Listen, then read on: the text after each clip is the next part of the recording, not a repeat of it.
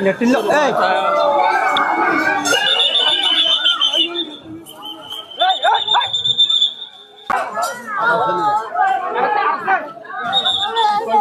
এই জায়গাটা ঘুর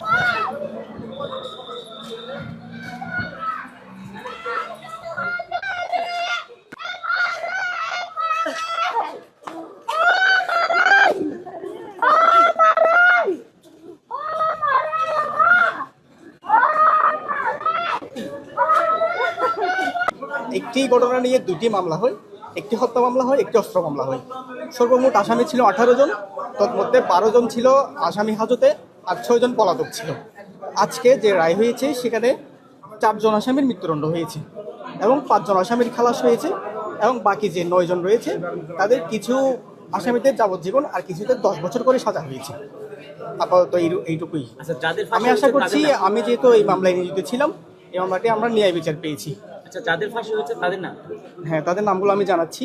মোহাম্মদ হেলাল উদ্দিন, 2 নম্বরে হচ্ছে নুরুল আমিন প্রকাশ আমিন, 3 নম্বরে মোহাম্মদ নাসির উদ্দিন, 4 নম্বরে মুর্শেদ আলম। ধন্যবাদ। আমার নাম অ্যাডভোকেট ইমরানুল হক। ধন্যবাদ।